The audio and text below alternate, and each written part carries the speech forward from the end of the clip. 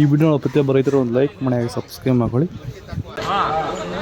unit 5, unit 10, unit 20, unit 25, unit 30, unit 35, unit 40, unit 45, unit 50, unit 55, unit 60, unit 65, unit 70, unit 75, unit 75, unit 80, unit 85, unit 85, unit 85,